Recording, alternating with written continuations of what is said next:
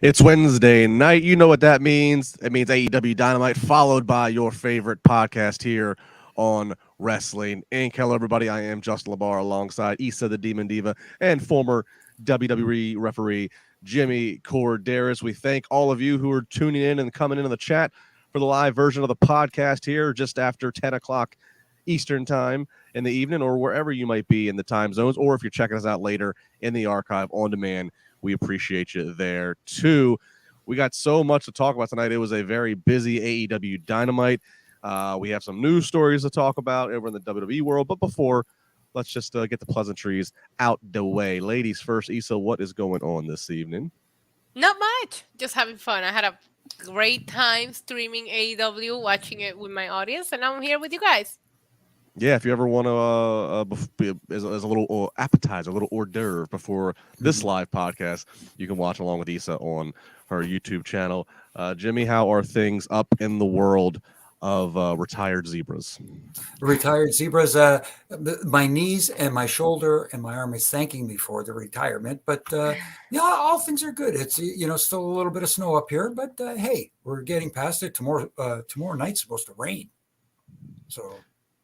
Jimmy, you've lived in Toronto all your life, even when traveling the world. I'm sure locally around the neighborhood, walking to the grocery store, what have you, you're a little local celebrity. Does anybody always come up to you and just want you to they try to pin their friend on the street corner and they want you to take a picture, counting the three? Do you ever get that kind of stuff? Not to that extent, let's put it that way. But every once in a while, somebody will be walking by or even driving by and just saying, "Hey, how's it going?" and stuff like that. And I just pretend I know them. "Hey, how you doing? Good to see you." I think what Justin is trying to say is when we finally do this podcast live, all three of us together in the same place, me and Justin, one of us is going to pin the other, and Jimmy's got to count it, and somebody in the audience just got to get the money shot, right? Exactly. But if it does happen that we do it live in the same place at the same time, I am definitely bringing the ref shirt. You brought it here to Pittsburgh for Chair Shot Reality when you did that when you're in the studio. That was fun. He brought it a couple of days ago, like last week, to keep me and Jack Farmer in place. So I heard. Well, people of Toronto, specifically in Jimmy's neighborhood, I implore you, if you start to see him now out and about, treat him like you're seeing a zebra in the wild. Stop what you're doing, drop what you're doing, pin somebody, and make Jimmy count it. Just make it happen. Yeah. It's going to be the softest 3 count you've ever heard. The shoulder and elbow won't take it anymore. Oh man, good stuff. Of course, you can follow Jimmy at Jimmy Korderas across all the socials. You can follow her at NYC Demon Diva. The I is a 1 in Diva.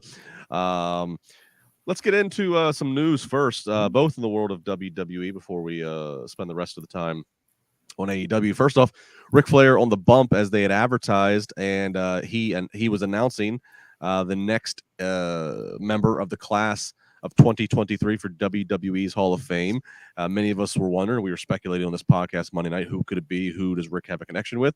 I know it was thrown out in the chat room. I don't know if any of us on the air said it, but lo and behold, it is Japanese legend, the great Muta. Of course, Rick and Muta had some legendary battles in the 80s with each other. And, Jimmy, the great Muta, such a huge star in the 80s and 90s in New Japan.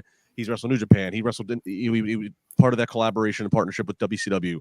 He's wrestled All Japan. He's wrestled in AEW even. He's made appearances there. He has never took one bump in WWE, but he is being honored by them going to their Hall of Fame class. Mm-hmm. Not unprecedented. I think that same scenarios would be true for Abdullah the Butcher and maybe one or two others. But your reaction, having been a former WWE employee and talent, referee in the ring at least, what's your reaction to them inducting a legend like Great Muta, who again has never worked in front of their audience? That's the surprising thing. And to be quite honest, I am a little bit surprised. Don't get me wrong. If there's somebody who deserves and earned that honor to be in a Hall of Fame, it definitely is the great Muta. Everybody knows who he is. If you're a wrestling fan, let's put it that way. If you're just a diehard WWF/WWE fan, you may have heard the name, but not really seen him. But he is a worldwide star.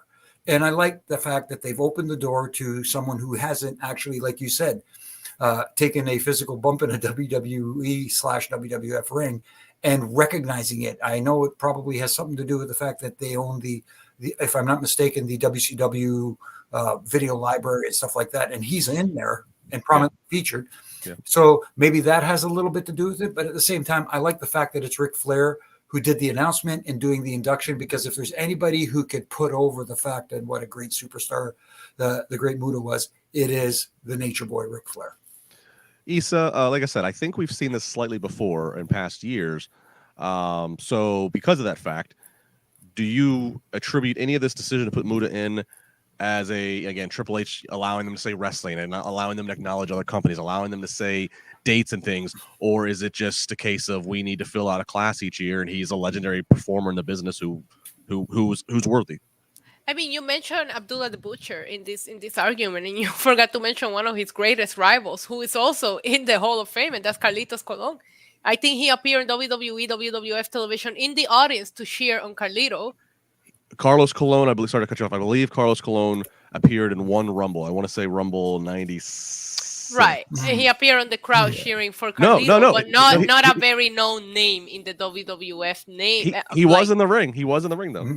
Right. But I'm saying, like, a one-off appearance appearing in the ring cheering for his son is not what you would expect of a Hall of Famer, so to say. Sure. But my whole point to that was it was such a big deal here in Puerto Rico. This man had a whole freaking parade when he landed and he came back from that. And I think that it is time to start acknowledging wrestling legends, even if it's not to WWE standards. If they're a legend in the world of professional wrestling, why not? You know, I remember what a big deal that was here locally, and I think like Muta is somebody that deserves it. Overall, I think I saw a lot of positive feedback about this. I don't see what the big deal is, whether he performed or not. It is a wrestling Hall of Fame, so why not put some wrestling legends on there? Corey Pride saying Brody's in the Hall of Fame too. Yeah, Bruiser Brody. That's another one that never did. Never did work for Vince Jr. So. Yeah, so I mean, great Muta any which way though. I'll be very interested to hear his speech because again, he is a guy is such a legend who's worked everywhere else. I'll be curious of his speech. I'll be curious of if he has any comments about WWE, or maybe not even so much in his speech, but you know, they always had the behind the scenes stuff going on the document. I'll be curious to see the handshake with he and Triple H backstage, or Vince is there, interactions there. Just how he's. Of course, going to be graciously welcome, but just what they're talking about, what the sound bites are. Mm-hmm. And you don't know, maybe Ric Flair did have some influence in getting this done. Yeah. I mean that's very possible, Jimmy, and then that would make this tie together all the more. Mm-hmm. All right. Well, another couple names here, two of them at least, a few of them in the story that are either in the Hall of Fame or will surefire be in the Hall of Fame. Brock Lesnar, Bobby Lashley, Stone Cold Steve Austin, Omos. Verdict's going to be out for a while on that one. They all tie together in this story. So it looks like we are going to have Omos versus Brock Lesnar at WrestleMania. That's pretty clear. Justin Barrasso of Sports Illustrated is confirming that Lesnar versus Lashley was originally going to be at Mania. That then changed. They got bumped up to have their match at Elimination Chamber to kind of blow that feud off, for the reason of they wanted to clear WrestleMania up for Brock Lesnar so he could have a match against Stone Cold Steve Austin. We've heard a lot of chatter that they had pitched for Austin to have again a match again this year after such success last year with his match. And Austin, turned it down for the opportunity or for the money or for whatever the case may be. And so they needed to have something for Brock Lesnar. You're not going to leave him off the card if he's healthy. And so the first time ever meeting of the Nigerian giant Omos versus Brock Lesnar is the plan B, plan C, whatever it is that we land on. Issa, I know how close Brock is to your heart, so I'll defer to you first. I mean, I think Austin's just not going to fight Brock. It's just not worth the physical risk, right? I mean, I'm not excited. No.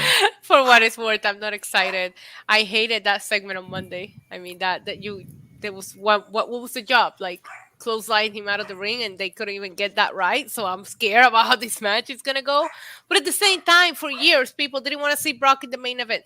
They didn't want to see Brock in a title match. So you book him into something else, and people are gonna complain about it too. This is just not what I wanted for Brock Lesnar as far as WrestleMania goes. That said, Jimmy, I believe the YouTube video, WWE always puts clips from Raw and SmackDown on their YouTube channel. the video of the Omos Brock interaction was the first to reach 1 million. That topped with, or coupled with rather, the sight of those two in the ring got the holy you know what chance that there was not piped in sound from the crowd. So I mean, you can't say that this plan B or plan C doesn't have some potential here. No, it does have some potential because there is some curiosity there. And just to clarify too, if you notice, they did clean up the little interaction too in the post. They did. The edit looks completely different than the live show. I noticed that. Yeah, but that being said, there is some interest there to see how Brock, and you got to give Brock a lot of credit because he showed a little more personality on Monday night. You see a smiling Brock Lesnar. You see him trying to lift Omos and not being able to. So now there's the anticipation. Can he get him up? You look back to in the old days, kind of like with Andre, the big deal was slamming Andre. Can anybody slam Andre and that sort of thing? I don't think this has the same gravitas as that. But at the same time, can he get him up for that F5? And can you imagine the visual which I'm assuming he will at WrestleMania. And we talked about this on Monday. There are very, very, very few people who have kicked out of an F5. So maybe it'll take an F10 or an F15 to keep him down, if you know what I mean. Yeah. So, but there is, to your point though, Justin, over 1 million views, there is interest there. Yeah, so we'll see. They still have I think 2 more Raws to build to Mania. So we'll see how they fill those two as it pertains to building to that match. All right, so that was the news. You can find out you can see all of that plus a whole lot more WrestlingInc.com, and that was just 2 news stories out of probably over a dozen that came out today. You forgot the big story for Jimmy, Forbidden Door in Toronto. Jimmy. Yes. Yeah.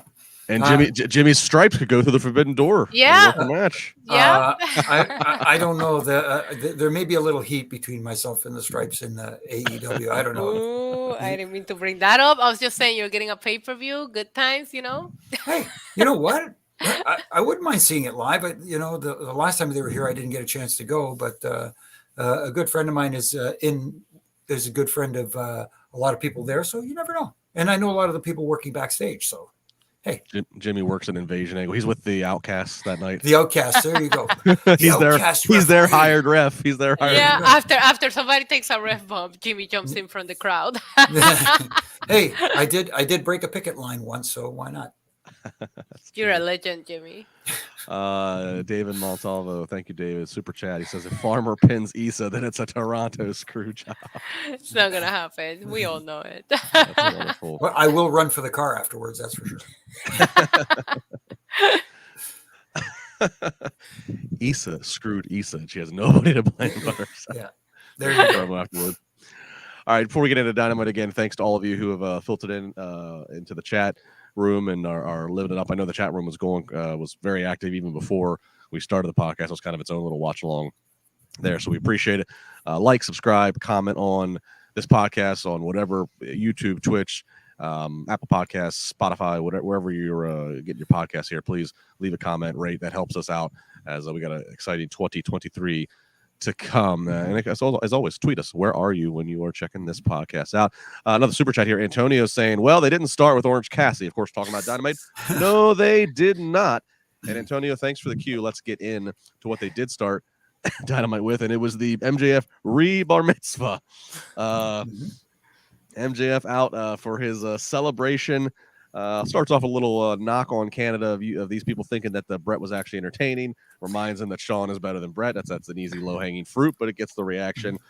We get some dancing, and then finally Jungle Boy comes out before he can start saying anything. Sammy Guevara comes out before he can start saying anything.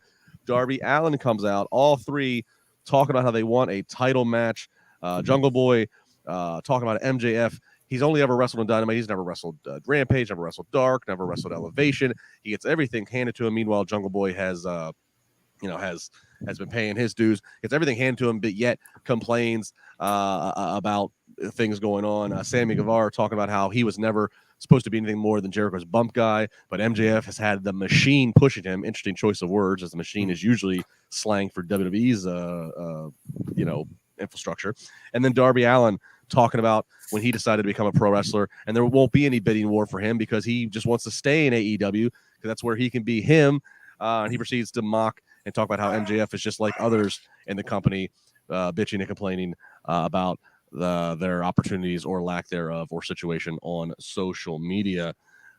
This brawl ensues, and of course there's cake at ringside, so MJF in his suit has to go through the cake. Jimmy, a lot to unpack here. Mm-hmm. Overall, I would just say, and I don't want to get too in the weeds because I want to let you and Issa go in there, but overall, I actually enjoyed this opening segment. I liked, I was entertaining. I was entertained by it for the most part, and I liked this is a new route that AEW is going to try to establish who's next in the title picture. No, I get what you're saying, and like you said, for some of it, I was entertained. But there, I like the idea of the guys coming out and interrupting MJF because that's what he's known for. He's known for talking, and every time he got interrupted, and hats off to MJF. Yes, you said low hanging fruit going with the Brett and Sean line there, but then again, it got their desired reaction. He got the heat because they wanted to cheer MJF so badly. But the only thing I will say was, they lost me a little bit because the other three guys cutting their promos, it almost felt like endless cliche wrestling promos from them, as opposed to, you know what I mean? They showed a little bit of personality, but then again, it just a little too much. Well, what I will say that was slightly confusing, Issa, and I don't know if this came off to you, it was while I was entertained and while they got a little personal about girlfriends and fiancés and what have you. Even MJF selling. Okay, we're the pillars. We are the youth and of AEW. Well, are you pillars, or as Jungle Boy and is kind of complaining, and to another extent, Sammy and Darby, are you three guys who aren't getting the opportunities you deserve and are having to pay too many? You know what I mean? So that was the only conflicting message I was trying to sort through. But what say you? Yeah. So. I mean, I think if you're a hardcore AEW fan, this is probably like something that you want to see, something that you probably enjoyed. I didn't think it made any sense. Maybe Jungle Boy, because he did defeat Christian at the last pay-per-view. We didn't see Darby. We haven't seen Darby since, he lost to Samoa Joe? What did Sammy Guevara do at the last pay-per-view? Like, some of these people don't make any sense for me that they're going to come out and demand a title shot when they haven't been anywhere near the main event in months. It makes no sense. Again, I'll give the benefit of the doubt for Jungle Boy because he did get a big win at this last pay-per-view. I enjoyed the banter. I enjoyed the back and forth. And I think it's great to be booking this like 4 OGs AEW because AEW does cater to a very niche audience. And this is exactly what they will probably salivate over it. But it felt like for a while, I did think that anybody that was in the title picture deserved or earned their way there, where in here I'm like, so you just get a title shot or you get this segment because you're a pillar? This is not a construction company. Like, we're not trying to build a house here. This is a wrestling company. So they have definitely moved, other than Jade Cargill later, which we'll talk about. They've definitely really moved away from, well, let's not worry about the record. Let's not worry about who. Right. Yeah. And like I said, I did think Jungle Boy made a little sense. I'm not the biggest Jungle Boy fan, but he did get a big win at the pay-per-view, and I enjoyed the banter. I actually think Jungle Boy improved a lot. I mean, his share openly, how much anxiety he gets when he has to cut a promo in front of a live audience. None of that came through in this promo. He sounded very confident. But Sammy Guevara and Darby, to me, just made no sense. We see nothing but Sammy being part of JAS, who haven't really been scoring these big wins. And like I said, we haven't seen Darby in forever. So, and I love the argument that MJF brought up, where he's like, okay, you have Christian, you have Sting, you have Jericho. I did it with nobody. Like, I thought the banter back and forth was great, but if we're going into a fatal 4-way, I'm not sure that these guys, are at the title picture as of right now based on their last records. But like you said, we've been forgetting about that, and we have 2 months to build Double or Nothing. So we'll see where it goes. Again, if you're a hardcore day one wrestling like AEW fan, this is for you, and I'm happy that they're getting that.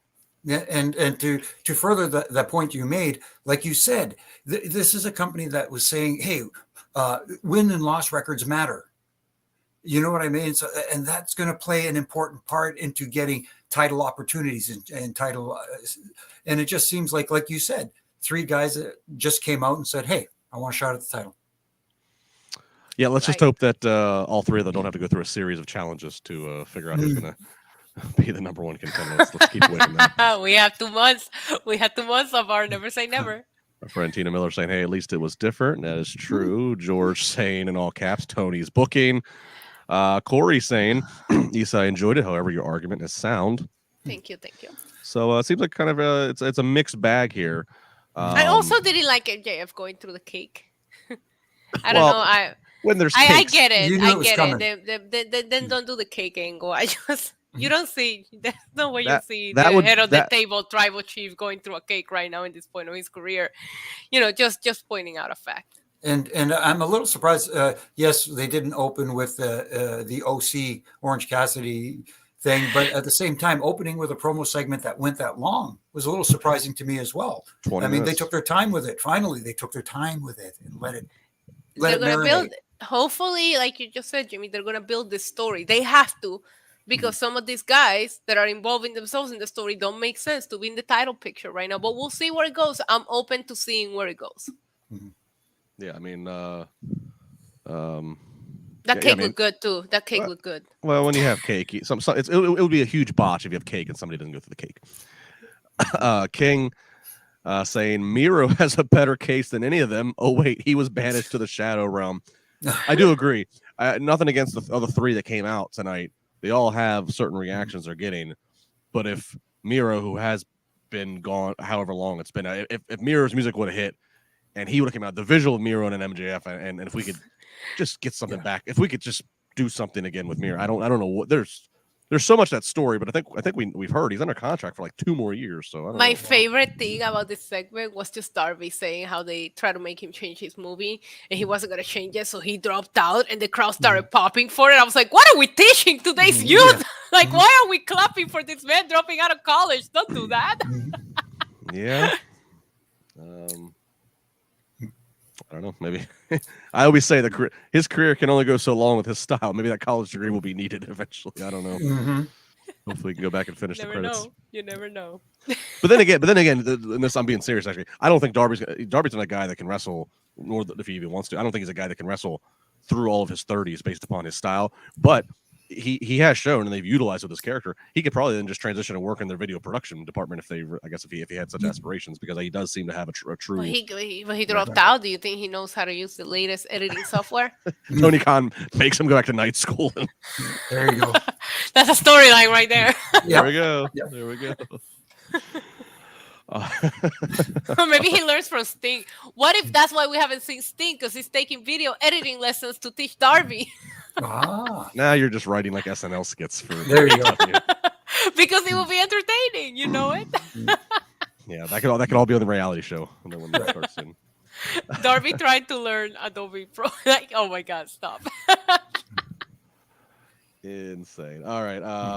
Up next, we got our first match of the night. It is the Blackpool Combat Club up against Evil Uno, Stu Grayson of Dark Order, and Hangman Adam Page. Stu Grayson, let me just say, very impressive show. And they in commentary even noted Stu Grayson hasn't been seen on Dynamite and programming for a while, in the ring at least. And he really showed off and maximized his minutes when he got a chance to shine. The match builds to Hangman and Moxley, of course, in their recent history. They did get me though. There was a finishing move they did with Grayson and Uno in tandem. I think with Moxley was the recipient, and they got me on that false finish. I thought that was actually the upset happening 1-2, and then it was a very close 2 7/8. So I'll mention that, but ultimately though, Moxley's gonna get the sleeper hold on Stu Grayson. Beat down afterwards. John Silver and Alex Reynolds come off to chase off the Blackpool Combat Club. Blackpool Combat Club, full-fledged heels, and we're seeing some Dark Order and Hangman Page still, which will not be the last of them this evening. What'd you think of this? Man, as over as I am seeing Hangman, Adam Page, and Moxley feud, I actually really enjoyed this match. I thought it was a great showcase for everybody. I really like seeing this more evil side of Blackpool comeback. Even Wheeler Yuta was kind of useful tonight. You saw him doing some evil things in there. He kind of did he hit the guy with the bell. Like, there was a couple of things he saved, a couple of false finishes. Way to go, Wheeler Yuta. But I thought it was a fun match. I'm over Hangman Page and Mox. No blood. Proud of them for that. Yeah, I enjoyed it. Jimmy, do you know the spot I'm referencing? Did the Dark Order at all make you think for a second that there was an upset coming? They did get me for a little bit. They went, because, and the other thing too, there was no tell from the referee that it was a false finish, which I see a lot of. The only thing that I will say, like Issa, I was enjoying the match, but something took me out of the match, and I get it. We're in an era now where people kick out of finishes and stuff like that, but that stuff pile driver on the floor. Mm-hmm. 3-person stuff pile driver, and then Claudio picking him up and rolling him back in the ring and covering him and stuff like that. Here's what kills me about that. Have someone come in and make the save. Even though it took a few seconds to get him up and rolled into the ring, it was a stuff pile driver on the floor, and he kicked out. And not only that, later on in the match, he gets hit with another pile driver, and he kicked out again. Yeah. And I understand that this is in an era where now people are kicking out of big moves, but some stuff still needs to be protected. And that was just, to me, it kind of made me go, oh, come on. Well, and to that point, though, and that's extremely fair. I mean, this is a pile driver's a move that was, for some errors and some territories was banned. Like, so it's a patented move. And you're right. Then you have 3 people, applying it. You're right. There's no excuse not to have somebody break the pin up when you're in a match that's got that many bodies out there, Mm-hmm. I mean, so I think that's a very fair and honest and really good critique. I know people are going to be out there going, oh, here he goes nitpicking again. It's just, I like stuff to make sense. I like reasons. Well, and anybody, unacceptable, Jimmy, unacceptable. Well, and again, to anybody who's watching or listening to this, I mean, obviously we appreciate you taking any bit of time to watch or listen, even if you watch or listen to, like, find ways to angrily hate on us. Yes. Hate on us. If that is what we're doing, is we're helping you release. If that's our role, then I guess that's our role. But I'll say this to those who are like, oh, Jimmy's hate. You have a guy who refereed a WrestleMania match for The Undertaker and Edge. You have a guy that was in the business for. So, like, if you can't at least just listen to Jimmy's criticism, and even if you don't, at the end of the day, you still disagree with it, it'd be dumb to, like, just completely dismiss it and think that, oh, it's just absolutely doesn't. He's wrong. It's like, no, it's a different era. It's a different style that Jimmy's coming from. WWE certainly, so it's just fair to look at the balance of looking at it as things that AEW could approach and polish, and that would make them grow and that much better. So just and it would also make more sense if we didn't see other pile drivers later on in the night. But anyways, yeah, listen, Jimmy. Sorry. No, it's fair. I mean, look, it's fair. I know exactly where he's coming from. I feel like the 3 of us are looking at every match and every segment from such a different standpoint that's why the conversation is interesting. Imagine if we all felt the same way about every match, every segment. We would be boring. No, exactly. Exactly. But I just want to say that, because I've seen people hate on Jimmy, and I know that, like, they hold AEW, like, really close to their heart, which is fine. Be a loyal fan, be dedicated. But if you just dismiss Jimmy just because he disagrees with you, like, you're missing a chance, even you as a fan, to, like, make yourself a little bit more aware, smarter to things that could be enhanced and done better, so that your beloved company is doing better. And that's the thing that people don't get. I want to see this company succeed and move forward and grow. Yeah. But overall, I mean, I'm glad the Blackpool Comic Club's heels. I definitely, I'm vibing with that more than when they were still trying to, Regal's gone. We're still trying to be faces, but yeah, I'm good with the heel dude. Mm-hmm. All right, up next, Jade Cargill. She has laid out issued a Canadian Open challenge. I don't know her. They say she's a 17-year vet. Jimmy, maybe you do since you're up in Canada, but shout out to Nicole Matthews, 17-year vet. She's apparently an independent worker in Canada, but she gets her 15 seconds of fame, and that's just about exactly what it was. Jade hits her jaded finisher, and 54-0. Jade Cargill advances to Renee Young. Comes in asking, what kind of competition are you looking for? Jade says, she was coming for Renee. Hey, Renee, you're Canadian. Renee got out of there as she should have. Renee's a smart lady. And then music hits, and Taya Valkyrie showing up, also Canadian, showing up, and she ends up hitting Jade's own finisher on Layla Gray, who, of course, is out there in Jade's corner. So Issa, this is kind of exciting. Taya Valkyrie, she's been around. She's a well-known name.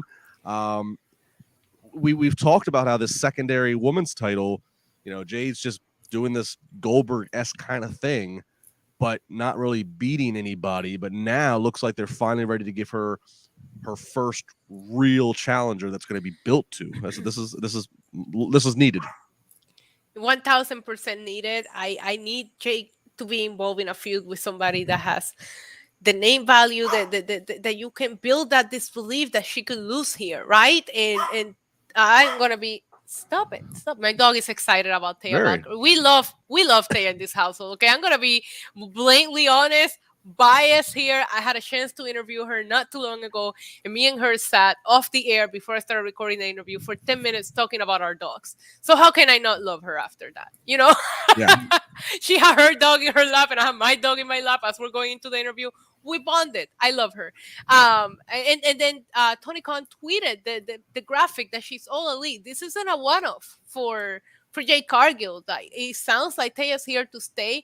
I love her. I think she's different. And I think when she had that face-off with Jade Cargill, it felt like, okay, this is somebody that can keep up with her, right? Size-wise, name value-wise, experience-wise, levels above Jade Cargill based on what we know. I'm excited for this feud. I'm very happy for Taya. Welcome to AEW. Hopefully she stays relevant and they book her the right way.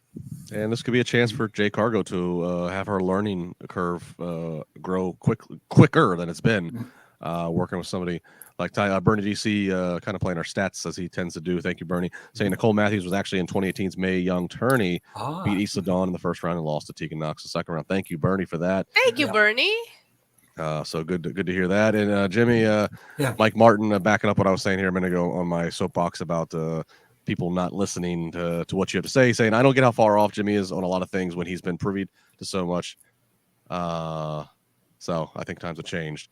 So everybody got their opinion. They got their opinion. And as I say, when the wheel was invented, it was made of stone. Then it became wood. Then it became rubber and vulcanized rubber, and so on and so forth. And it evolved. But at the end of the day, the wheel is round because it won't.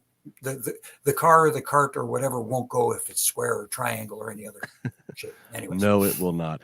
Jimmy, Taya Valkyrie coming out, and she is the newest member of the AEW roster and seems to be the next primary challenger for the TBS title. Your thoughts to that? No, great addition to the women's roster. It just they haven't been featured in a way that accentuates that roster, if you know what I mean. And a lot of it has to do with the fact that they've only got 2 hours on Wednesday night. They've got 1 hour of Rampage on Fridays, and the rest is all online stuff. And yes, I understand that people are saying the wave of the future is going to be all, viewing online. But as of right now, you get seen on TV. That's where the money is right now. That is the wrestling business. So you want to showcase these women. I don't know. Maybe is it possible they're trying to get ROH on television? Maybe you can pitch a women's show too. Who knows? Yeah, look, I mean, look, the presence online is valuable. I was quoting, 20 minutes ago how Brock and Omos's interaction got was the first to 1 million from Raw. Online presence is okay, but here's the thing: nothing they're doing online is getting 1 million. So it's like it is a smaller slice of the pie of people that are watching this. So you got to put it out where the biggest audience is, which is your Wednesday night. So that's that's just and to that point, I'm sorry to go kind of track it back, but there was a moment in the opening promo when they were talking about MJF not having a match on Dark, and the other three were like, we all being on Dark, and I was like, I'm not sure if you're helping or hurting your programming by bringing that up. I don't want to see Taya Valkyrie on Dark, and there was some, and that's the thing that I don't like. Every time they debut someone, back like a year ago or maybe a year and a half ago, you used to get so excited. Now it's just like, please don't end up in Dark 2 weeks from now. And I hate saying that, but they do put you in that situation with some. I forgot until this week that Athena is the Ring of Honor's women's champion. Forgot. So it's funny. So I know we already talked about that opening segment, but this maybe all just kind of come full circle here. It's funny you said that, Issa. Going back to what the other three said to MJF, you're right. Especially Jungle Boy, when he talked about all the other shows, and he clearly the context was you only wrestle on Dynamite, which Dynamite isn't the number one show, obviously. But he was in a way, kind of saying, like, he was kind of admitting, like, all these other shows are the secondary shows. And I remember thinking to myself, like, that same thing. I'm like, well, I hope they don't run a Rampage commercial after the segment and try to hype up who's on Rampage, because that's what I was thinking. I'm like, I think it's a good shoot promo, but you're burying the rest of your programming here. Like, I don't know how you balance that. So to my next question that I was going to pose earlier, but then we just kind of moved off of it. After hearing some of the shots that they all took at each other, talking about fiancés who left and you know, the bidding, like whatever. There was some moments where I was like, we know AEW does not do like word for word scripts, right? How much of all these lines were like cleared before they were said? Yeah, I know. I know that there's two things you don't want to start talking about is religion and politics, and I think they maybe took it a little bit too far with we talked about earlier with MJF with the little boy with the drink in the face and that kind of stuff, and he got a lot of heat for that. Maybe some of the stuff he said from a religious standpoint might rub people the wrong way as well, and not in a pro wrestling type of wrong way, but in you know what I'm trying to say. You got to be careful sometimes with what you spew. Yeah, I mean, I'm so non-traditional or inactive with day-to-day religion. There's so much more education I need. I don't even like. I heard some of what he was talking about when he's promoting Judaism, and I was like, I'm not even gonna comment on this because I'm so I don't have a problem with that. It's just I feel the same way. I go to church for two reasons: a wedding or a funeral. That's really where I'm at usually with church anymore. But yeah, so the bottom line, Taya Valkyrie, welcome to AEW. Yes. Good to see her. Up next is the debut of QTV, a little TMZ parody where they have spun the real-life San Francisco car robbery that happened to Wardlow and all of his things, which I can tell you, folks, is legit. That did happen. The big man was ready to kill somebody if he could have found the perpetrator. All of his stuff was stolen out of it. But they've spun it.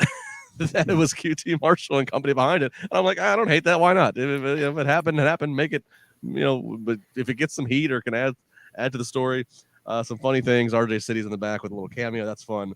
And finally, Hobbs. They say that they have Wardlow's passport. That's why we don't see Wardlow tonight. And finally, Hobbs saying, I think it's Will's world, bitch. Jimmy, are you down for QTV? Yeah, QTV's all right. I mean, it's just again. How far do you take it, and does it turn into an in-ring? Instead of QTV happening backstage, have it happen in the ring where people can actually react to it and get a live response from the crowd. Yeah. I think eventually, if this sticks, do it. But I actually agree.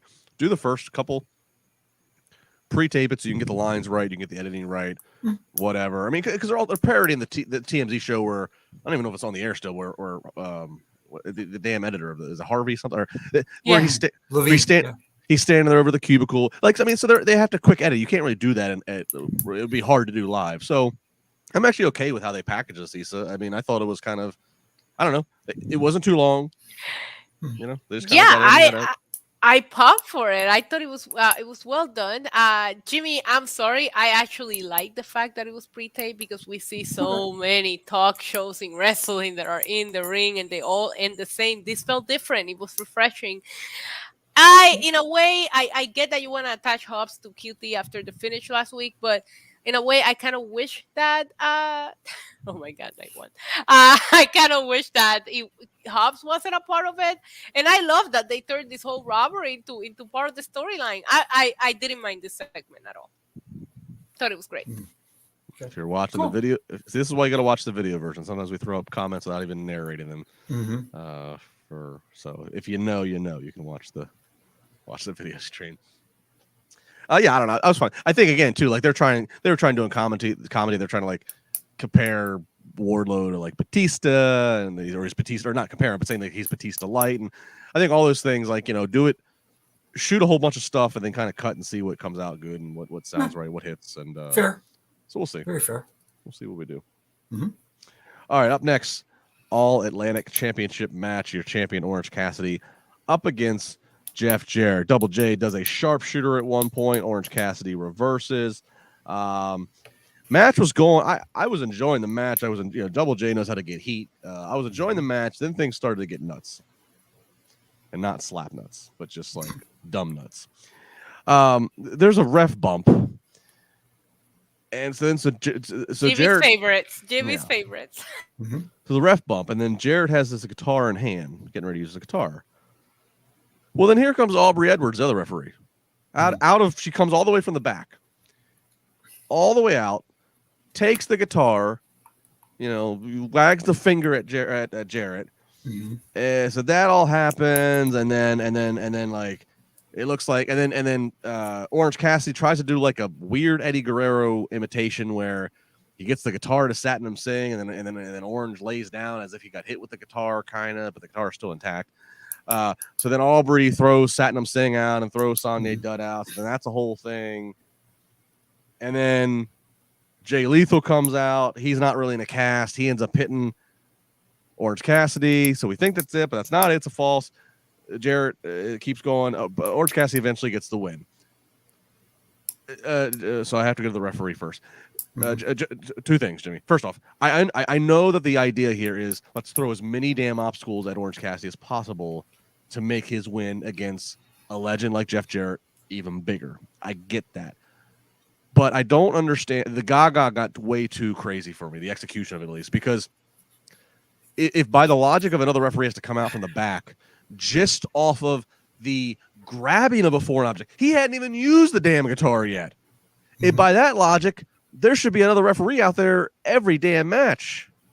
Exactly what I was thinking. And it's like you have X-ray vision here, because right here on my notes, I'd hold it up, but it says at the end of this match, it says too much Gaga is exactly what I wrote down with an exclamation mark. I like Radio Gaga. I like Lady Gaga. I do not like confusing AEW Gaga.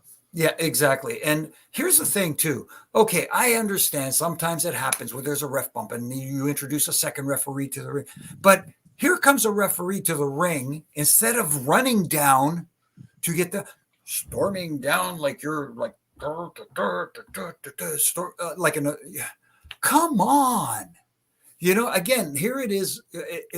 It's almost like you're accentuating yourself. Run down, do the deed, do what you're supposed to do. And again, if you're going to do it for one match, it makes sense to do it for all. And it's not just AEW that does this. This is happening across the board. And this spot, and this spot, like this spot would have made, in my mind, and all I am is just a longtime fan who's gotten to dabble in things.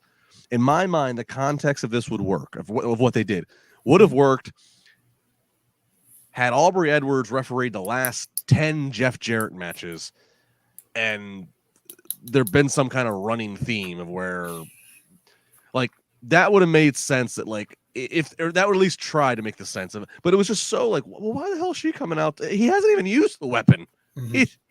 Maybe he was just going to strum a few notes real quick. Why he hadn't even used the damn weapon? Right. Before I go to Issa, Jimmy Rich wants to know, Rich Antonio, how many pounds of potatoes were in this one? Yeah, just normal 20 pounds in a 10-pound bag. They tried to squeeze too much Gaga in there.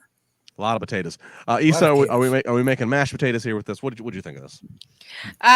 Jimmy, my notes, I'm gonna send them to you on Twitter. It literally says ref bump. Shout out to Jimmy. That's my notes on this match. I thought there was a couple of really good false finishes in which I thought that Jeff Jarrett was winning here, and it made me wonder, the heat on that would have been insane.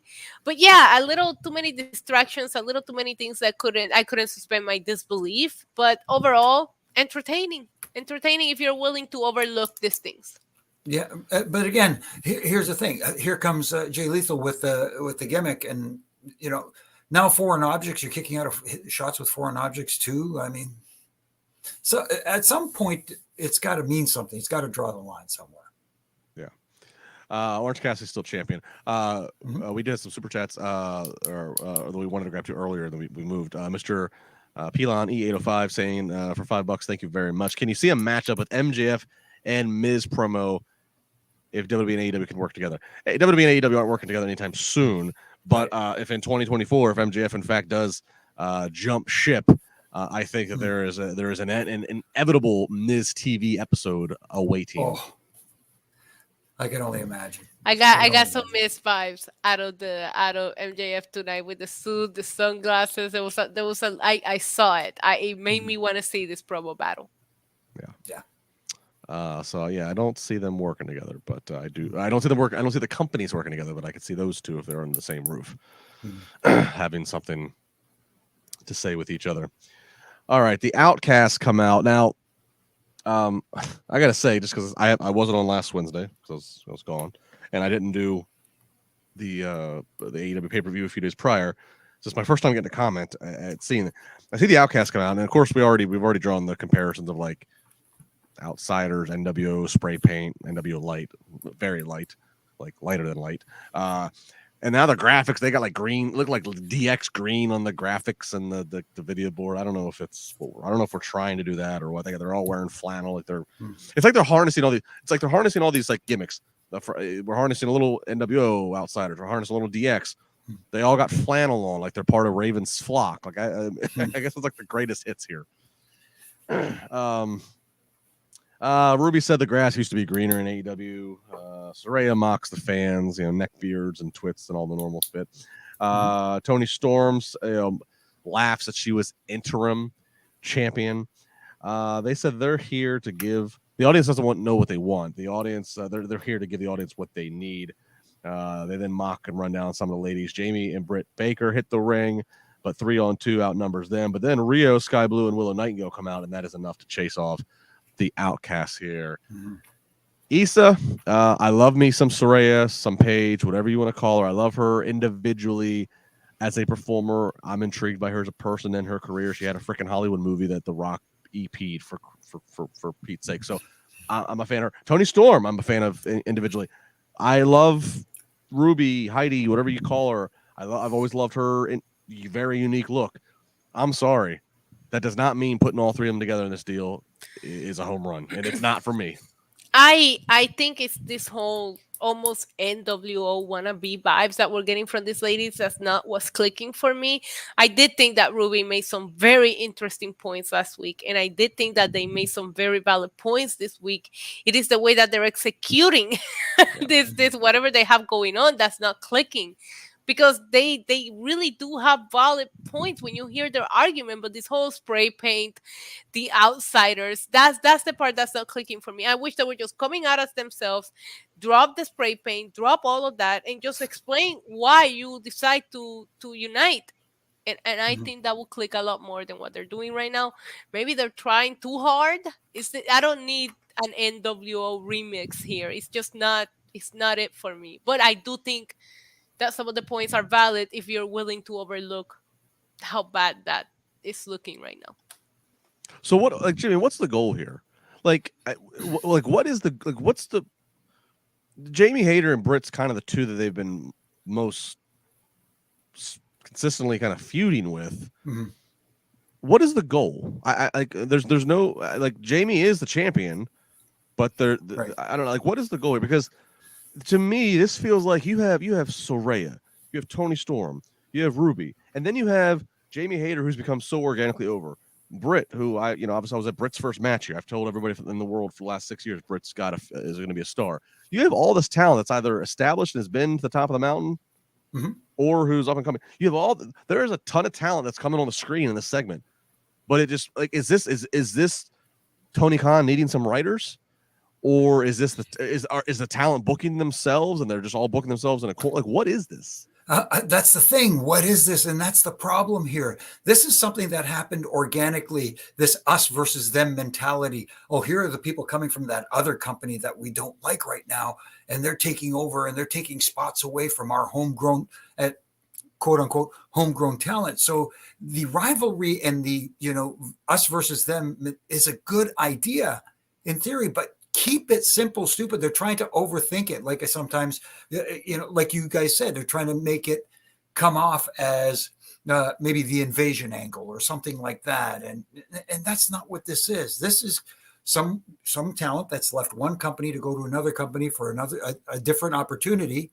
And they could turn it into, like, we came here because we knew we could rule the roost over you youngins, or you, the homegrown talent. But the us versus them idea should work. I just think whoever's overseeing it is overthinking it, trying to add too many little elements to it that don't need to be there.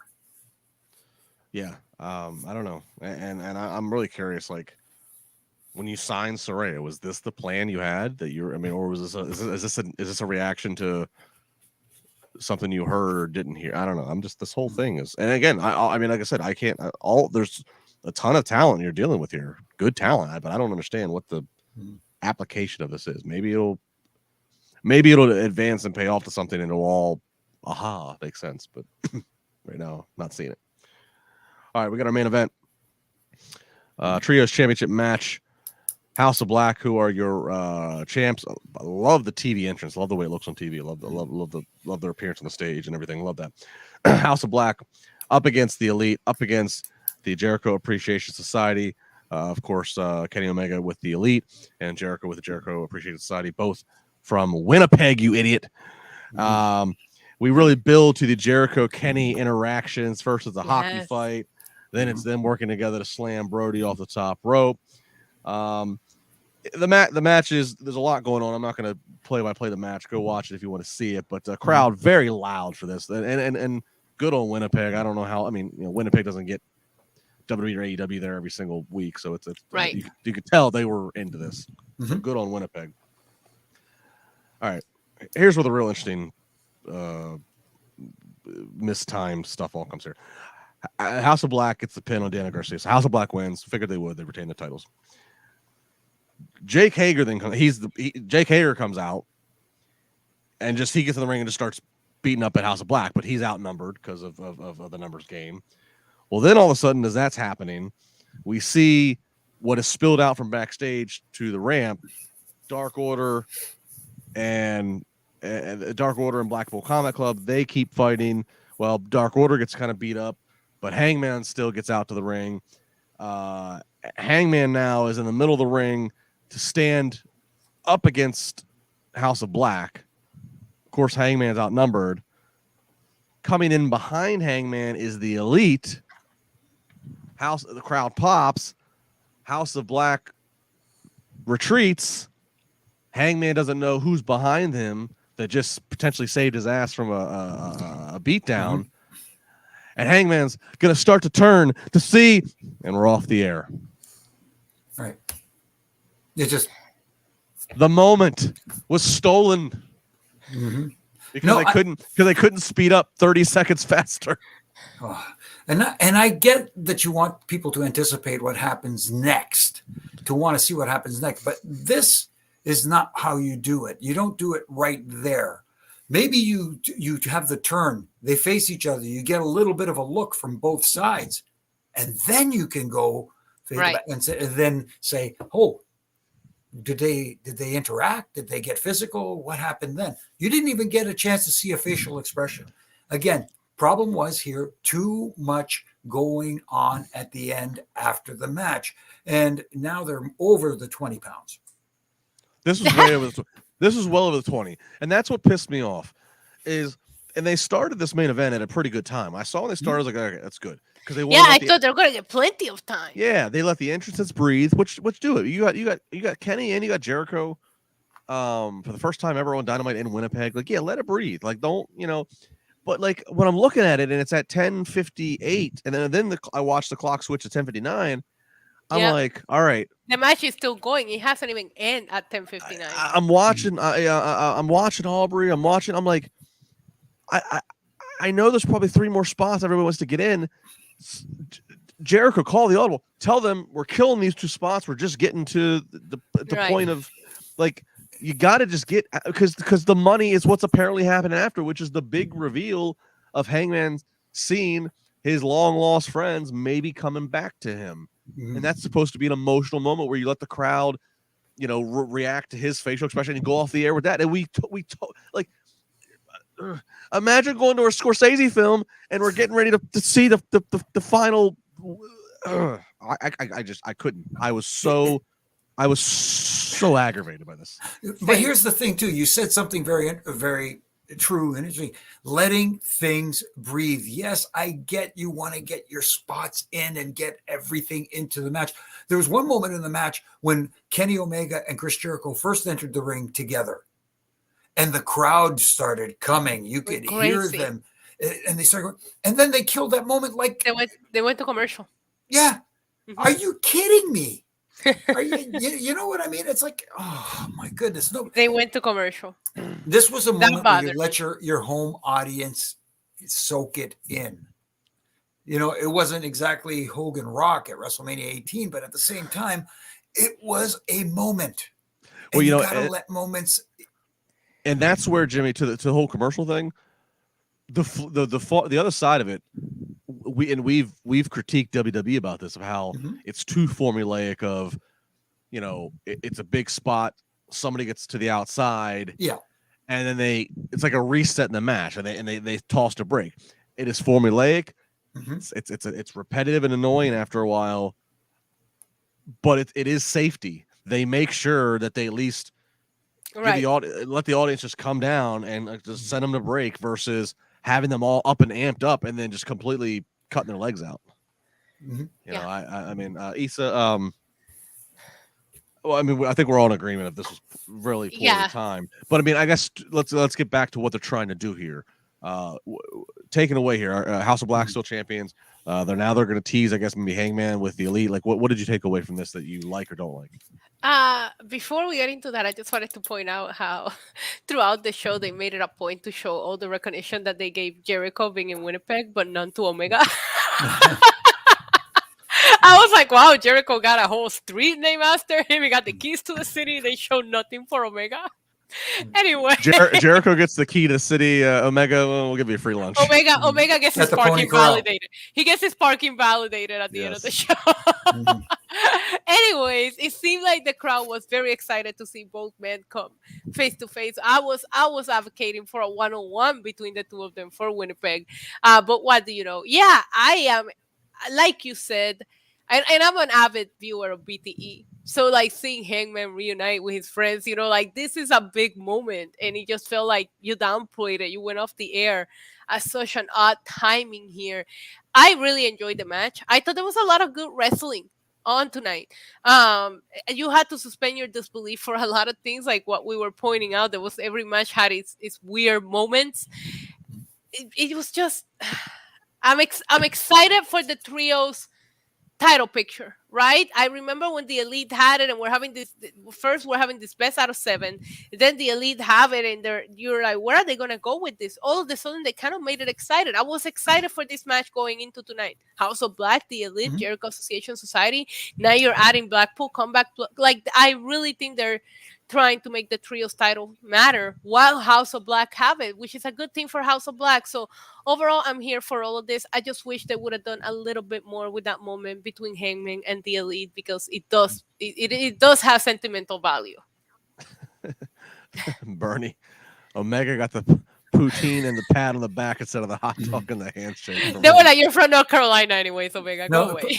No, the poutine is over. It is a Quebec thing. So out there in Winnipeg, hopefully they were at the Pony Corral. You talked about it last week. Yeah. That used to be the place. And shout out to Winnipeg native Bob Holliday, who used to take care of us over there in Winnipeg when we used to travel there. He passed recently. God bless him. I want to bring a comment up because I want to defend this to this point. The Nerds Delight podcast. Sorry about that. The Nerds Delight podcast. He says, I thought this new production guy was supposed to help AEW. He's referring to Mike Mansory, who we talked about some weeks, maybe months ago now, who had worked with WWE, and now he is kind of heading up, kind of in the Kevin Dunn-esque role for AEW production. Nerds Delight podcast. The timing of what we're talking about here has nothing to do with this guy. And nothing to do with Mike. Mike, you believe me, Mike is in the production truck. He is certainly, if he or somebody on the staff is certainly screaming. I don't know how AEW does it compared to how WWE does it. Right. I don't know how the communication. Like, I don't know if Tony's talking to the truck. I don't know how it all goes. But trust me, excuse me, Mike is in that truck. He is screaming for them to get moving as he's looking at the time and knows what they're trying to finish with. Right. That's not on him. and Jimmy can speak to this. At the end of the day, it comes to the cues that are being given to the ref, because the ref has to get the earpiece. It's Aubrey. The ref has to then the ref can and then the ref can only do so much. The ref can convey. The talent then has to react accordingly. And I'm surprised that Jericho, of all people, was in there, and he didn't. Maybe he tried. Maybe who knows? I don't. We none of us know. But it didn't happen. That's the bottom line. Whatever was relayed, it didn't happen. They didn't move fast enough. So this has nothing to do with the production. In fact, I'll say this. Some little things, and a lot of people would look at. Here's some things that they're doing better with production since he's took over. Mm-hmm. You might notice they now, and this is stuff that no fan cares about, but you brought it up. I'm gonna bring it up. They now are making more space. They have their stage, they have the ramp, they have more space between the ramp and the aisleway. That is now so they can get the previous segment out of the picture, and they can have the next segment come down the ramp. They used to not do that, and that's a WWE thing. They used to not do that. They used to let the losers and the whatevers of the last segment stumble up on the ramp, and then they try to shoot around and try to have the next people walk around. It looks sloppy as F. So there's that.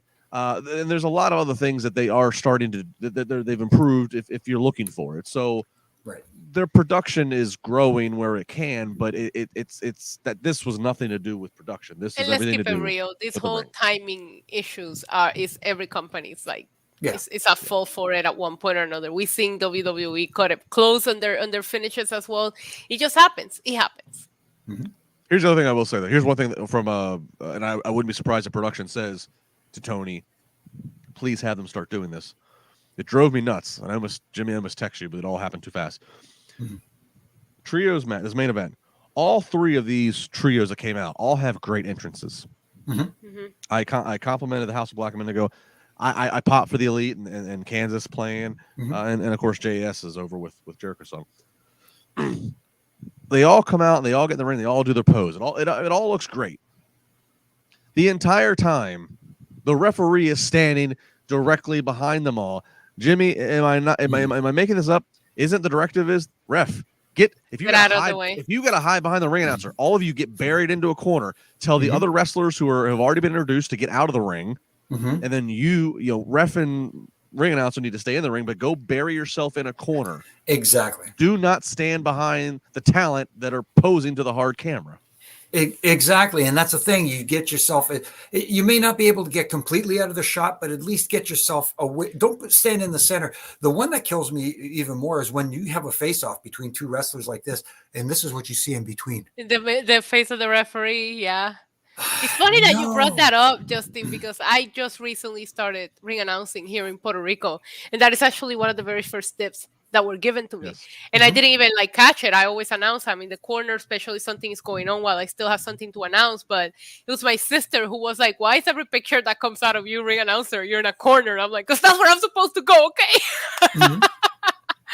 But it's true. That's literally one of the very first things that they taught me. They're like, if you're going to get in the ring to ring announce, you need to go to the corner, when something is happening. And it makes for more beautiful shots because you said, Jimmy, have all this media in the hard cam. They're trying to get this shot. The one thing you don't want is the referee or the ring announcer in the middle of it. And again, it is all how you produce television. And this is done on television and house shows.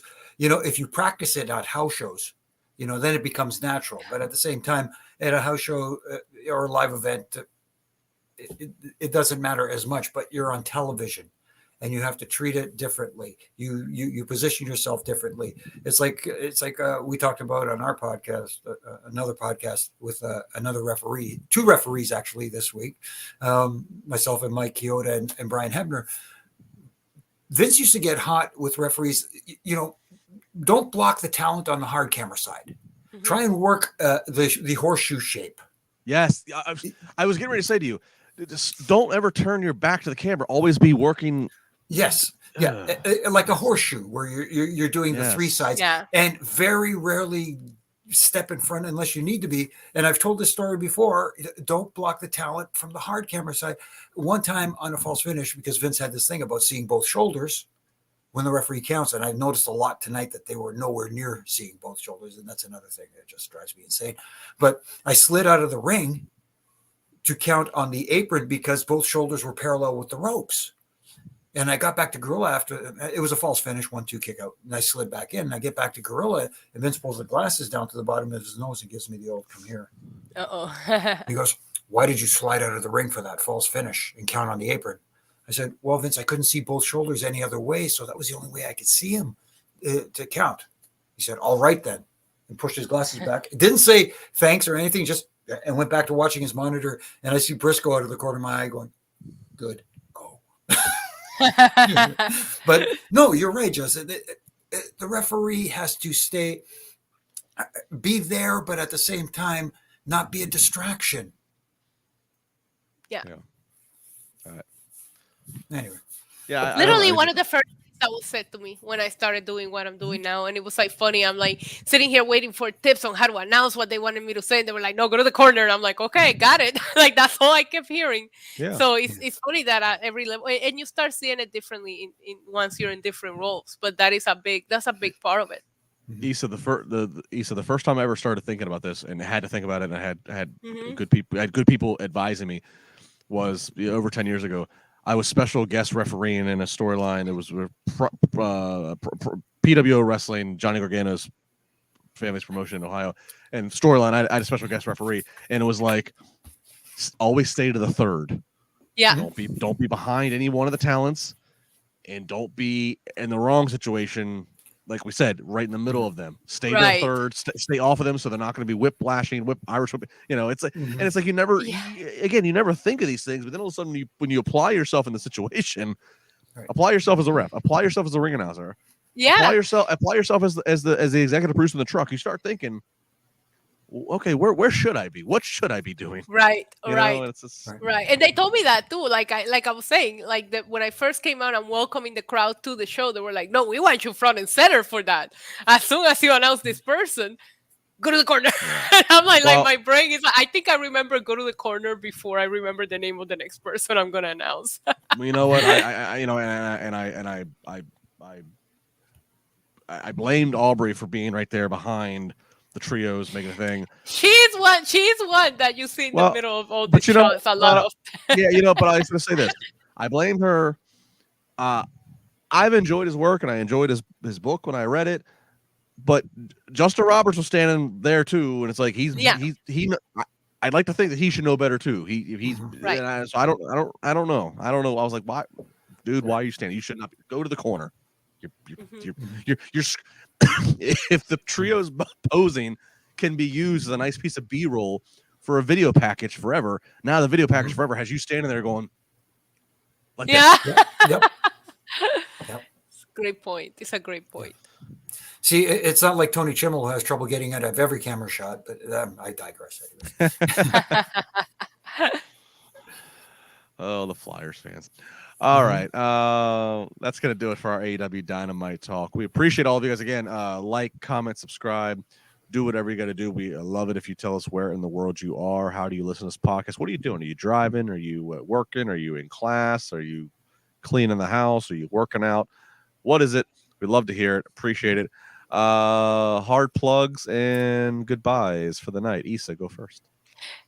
People can find me on Twitter at NYCDemonDiva, same on Instagram, especially here on YouTube, getting so much closer to these 20,000 subscribers. We're going to have a big party when we reach it. So go subscribe to my channel. I do live watch-alongs for Raw, NXT, Dynamite, and SmackDown. So if you guys want to hang out with an awesome chatting community, come hang out over there. Jimmy K. You can find me here on Wednesday nights like tonight and Monday nights with Triple J. And you can also catch me on Wednesdays. It goes out there, the Roughing It Up podcast with my good brother in stripes, Brian Hebner, who this week our guest is Mike Chioda. It's the first time in like 20 years that we all got together in the same place at the same time. Well, via satellite, let's put it that way, or something like that. But it was a lot of fun, and you can catch me doing my Rough and Rants daily on all my social media platforms, and I also have Rough and Rant t-shirts out there at ProWrestlingTees.com. Very, very good. I'm at Justin LaBar. Monday nights, of course, with Jimmy and Jack after Raw here, and Wednesday nights after AEW Dynamite. I should be back this Friday morning on Sirius XM after a few weeks of hiatus. Spar with LaBar on channel 156. Should be a good time. And WrestleMania is quickly approaching. Issa's going to be Don't out even get me there started. on. Don't even get me. I'm so She's going to stressed be out there on assignment. So many outfits to buy, Justin LaBar. Jack Farmer's probably going to be out there. They're probably him and Issa are probably going to fight. So Jimmy and I will be back here in studio, holding it down. We'll be getting while Jack and Issa then will just kind of like invade the stream via cell phone and via Yeah, we're There you gonna go. crash. Send us the links. We're gonna crash all of you guys' streams. Yeah, that's gonna happen. So it ought to be a good time. So make sure if you have not yet, hit the subscribe button on whatever platform you are, so you make sure you do not miss these huge wrestling podcasts coming up for these huge wrestling events that has all of us and the personalities here at Wrestling Inc. Thanks to everybody. We really appreciate the support. That's going to do it. I think the next podcast, I don't know if there's a Friday? Raj. Sometimes Raj and Jack. Tomorrow, Raj and Jack. You're right. Sometimes Raj and Jack are telling you how to become millionaires. But then Friday, SmackDown. So check in here, all of it out.